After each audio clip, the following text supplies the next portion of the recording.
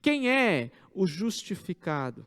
Meu irmão, entenda que na Escritura Sagrada, no Antigo ao Novo Testamento, o conceito de justiça tem caráter judicial, tem caráter legal. Estamos falando aqui de leis, de tribunal, de réu, de juiz, de justiça. Esse é o caráter de justiça no Antigo Testamento. Ainda que a pessoa ou o objeto ou a situação fosse moralmente qualificado, tivesse algum aspecto religioso, ainda assim dependia de um veredito, da análise de alguém para dizer se aquilo é ou deixa de ser. Quando você olha para o povo da aliança, o elo legal que repousava sobre Israel, era evidente que para eles o conceito de justiça envolvia questões legais. O pacto de Deus com o seu povo consistia em consequências de vida e de morte, de acordo com a sua obediência ou a sua desobediência. Sempre na dependência do Deus da aliança. Por isso, dentro dos termos desta aliança, o justo é aquele que teme ao Senhor. É aquele que ouve, vive, obedece à lei do Senhor. Fica claro neste versículo o contraste entre o soberbo e o justo. Se o justo viverá pela sua fé, o caminho do soberbo é exatamente o oposto. Ele morrerá. Como alguém pode ser declarado justo diante de Deus? Essa é uma pergunta que incomodou muito no contexto da Reforma Protestante, que incomodou muitos homens piedosos. Se Deus é santo e justo, como alguém pode ser justificado? Se todos pecaram e destituídos estão da glória de Deus, como alguém pode ser considerado justo? Existe alguém que diante do trono do santo juiz possa ser declarado inocente? Quem de nós pode se declarar inocente diante de Deus? Nenhum de nós. Mas o próprio versículo explica: o justo viverá pela fé. Essa mensagem, essa frase é importantíssima.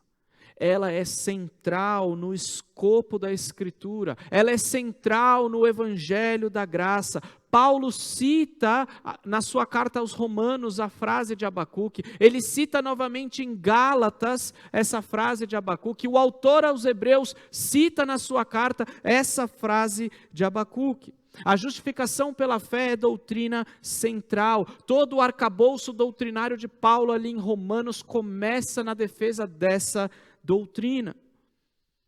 O justo viverá pela fé. E mais uma vez, quem é o justo? Você pode ser considerado justo.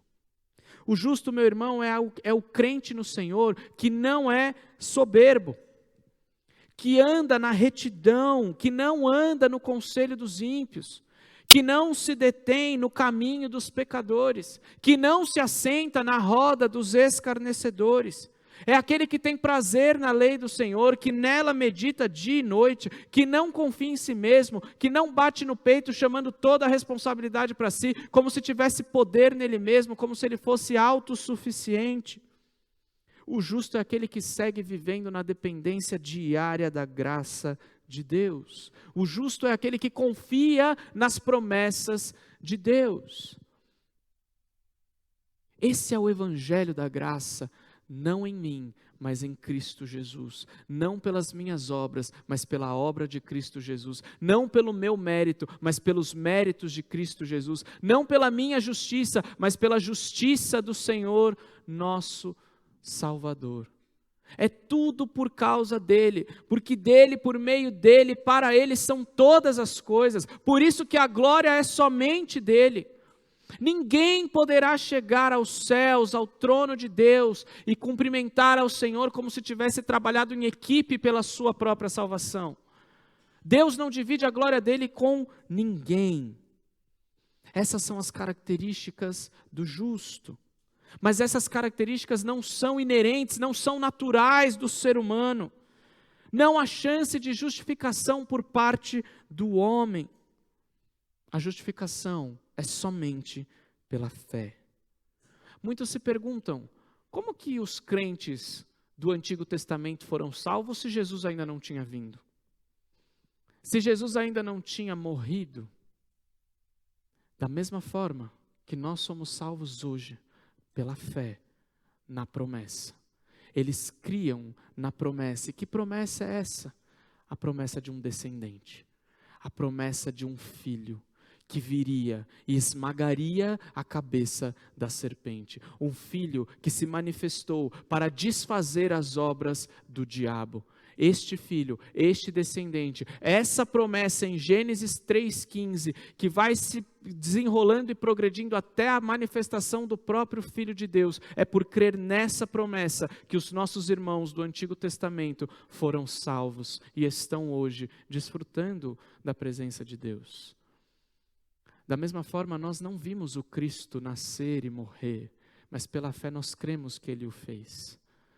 Nós não vimos, não somos testemunhas oculares da sua ressurreição, mas nós cremos que Ele ressuscitou dentre os mortos e está vivo. Nós cremos que Ele virá em poder e em grande glória para consumar todas as coisas. Nós cremos na ressurreição dos mortos no último dia. Nós cremos em novos céus e nova terra. Cremos porque assim a Escritura nos ensina. Somos justificados pela fé somente. O texto de Gênesis nos mostra que Abraão creu e isso lhe foi imputado como justiça.